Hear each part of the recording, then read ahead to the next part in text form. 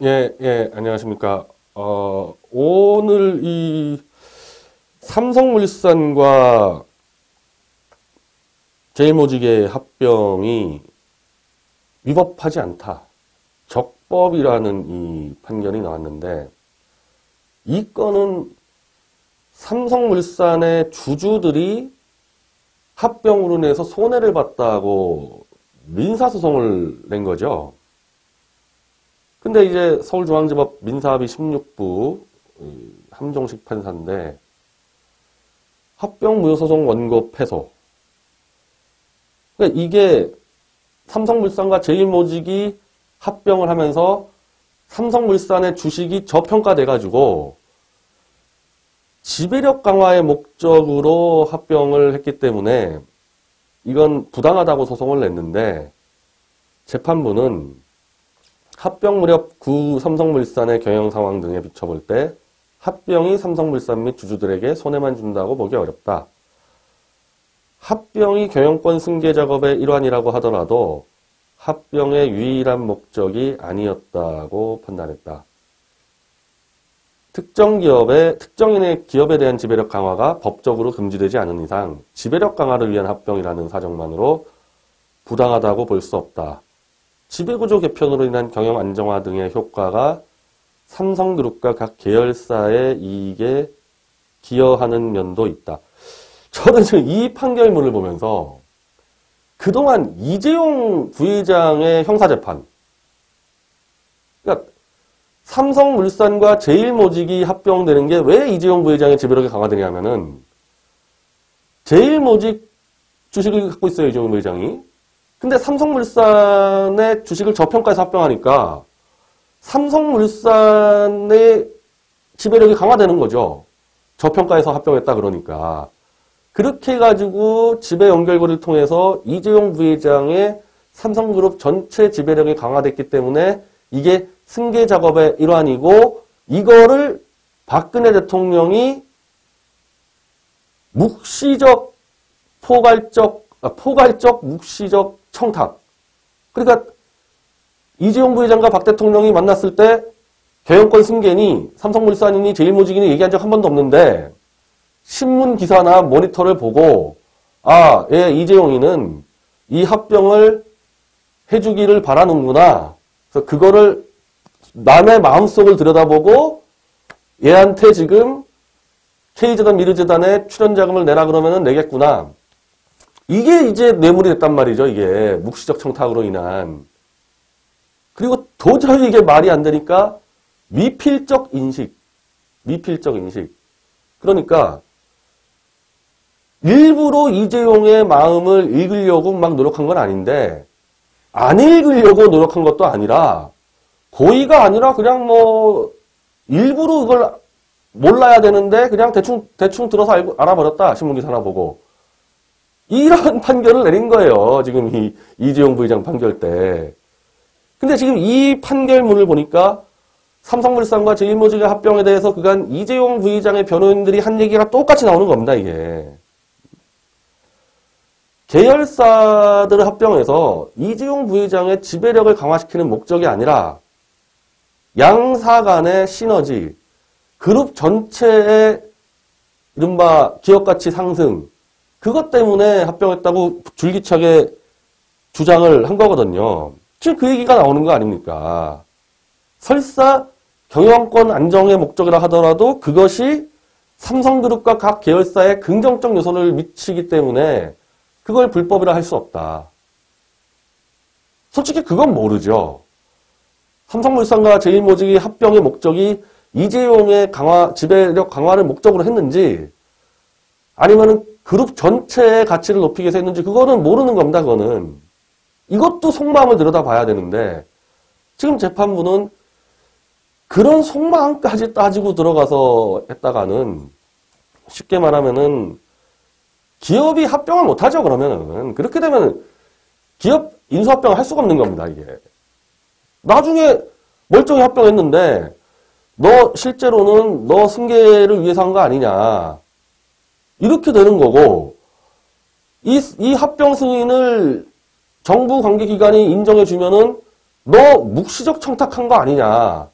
모든 기업인들을 범죄자로 만드는 판결이 돼버린 거고, 이재용 부회장의 판결은. 즉, 이 판결은 정확히 나온 거죠. 그리고 이제 삼성물산의 주식이 저평가됐다 그러니까 배당금 총액이 감소한다. 근데 배당금 총액이 감소한다고 손해가 생길 수 없다. 왜냐? 합병으로 인해서 합병된 기업의 주가가 뛰어버리면요. 배당금 비율은 적어질 수 있지만은 전체 배당금은 커질 수 있는 거 아닙니까?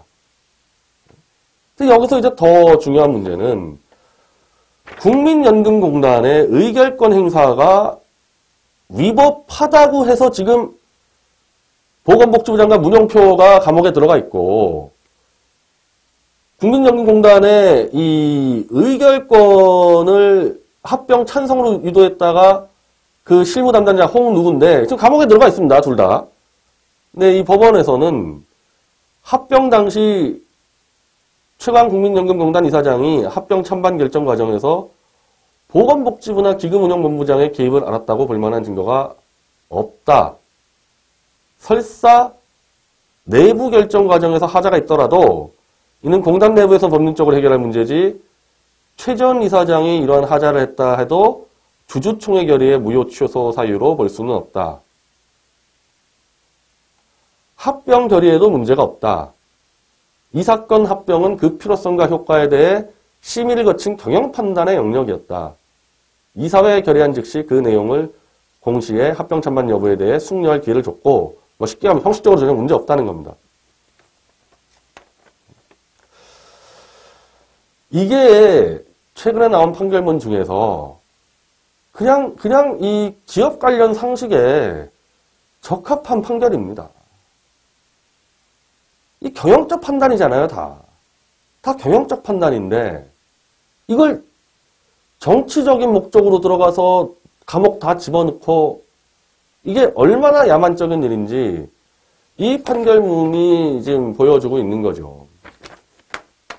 근데 이제 이렇게 되면은 일단 이재용 부회장의 2심에서 물론 형사와 민사가 다른데 형사가 더 엄격해야 될 거 아닙니까? 민사가 좀 넓죠. 왜? 형사는 사람을 처벌하는 거고 민사는 그냥 합병이 적법이냐 위법이냐 따지는 건데 훨씬 폭넓은 민사에서 합병이 위법하지 않은데 형사에서 이걸 사람들을 감옥에 집어넣겠다. 정말 큰일 났습니다. 문재인이 큰일 났습니다. 2심 어떡하려고 그래요. 이 자체가 위법하지 않은데 이걸 묵시적 청탁했다고 뇌물죄로 집어넣고 박 대통령은 또 어떻게 되는 겁니까? 박 대통령은. 청탁 받은 적도 없고 K재단, 미르재단에 대해서 돈 내라고 이재용한테 얘기한 적도 없고 합병은 그냥 경영적 판단으로 적법하고 글쎄 이 판사가 전 누군지 모르겠는데 용기 있는 판사일 수도 있고 대통령은 힘이 없지만 삼성은 힘이 있잖아요. 삼성의 힘을 믿고 판결했는지 모르겠지만 판결문 자체는 똑바로 된 거죠. 이게 완전히 스텝이 꼬인 겁니다. 이재용 부회장과 박 대통령 감옥에 집어넣어 있는 게 완전히 스텝이 꼬인 거죠. 이게. 문영표 장관도 마찬가지고 그 홍 누구더라요? 기금운용본부장 홍 그분도 잘못된 거고 아니 진짜 이걸 법으로 사람 감옥 가둔다 그러면은 문재인 정권 하에서도 수많은 기업들이 합병할 건데 국민연금공단이 수많은 이 의결권을 행사할 텐데 제가 연금공단의 공무원이면요 아무 일도 안 하죠. 아무 일도 안 합니다 그냥. 근데 또 이제 아무 일도 안 하면 또 이제 직무유기로 잡아들일 거 아닙니까? 공무원 죽이고 기업 죽이고 박 대통령 하나 쫓아내려고 국가 시스템을 다 망가뜨리고 있는 겁니다. 이 문재인과 탄핵 세력이. 거기에 경종을 울려준 판결인데 이것도 문재인과 탄핵 세력이 2심에서 또 이거 엎으려고 또 얼마나 이것도 할까요? 칼질은 칼을 잘 써도 칼이 다는데 칼로 바위를 막 쳐대기 시작하면 그 칼 얼마나 가겠습니까? 저는 문재인의 칼은 이미 다 녹슬었고 끝났다고 봅니다. 허연준 청와대 전 행정관이 오늘 구속이 됐는데 여기까지 오면요. 이제 구속이 되고 막 이러면요. 억울해야 되고 아니면은 스스로 부끄러워해야 되고 그래야 되는데 야, 아니 박 대통령도 저렇게 되는데 행정관 허연준이 구속된 게 억울하지도 않고 부끄럽지도 않고 대통령이 야 30년 때리든 마음대로 해야 마찬가지로 나는 허연준 행정관도 야 마음대로 해라 어차피 나만 당하냐. 이 적법한 합병을 승인했던 사람들 다 감옥 갔는데 이제 누가 감옥 가도요 마음대로 해라. 법치가 끝나는 거죠. 법치가 끝나는 거. 이 상황까지 되면 감옥 가는 거 아무 무서워하지 않는다니까요 이거. 뭘 무서워해야지 구속을 시키고 왔을 때 효과가 있지. 다 잡아가라 그냥 차라리. 이 꼴 나는 겁니다. 하여튼 이번에 그 헌법재판관들이 문재인의 황당한 국회에서 부결한 그 헌법재판소장을 다시 권한대행으로 유지시키는 건 늘 헌법재판관이 반기를 들고 그래서 뭐 다시 뭐 임명했던 것 같은데 도저히 이걸 위법이라고 삼성물산과 제일모직이 이걸 위법을 했다가는 경제가 파탄 나버리는 공무원들이 다 일손 놓게 되는 이런 부분에서 그래도 양심을 지키고 있는 사람들이 있는 겁니다.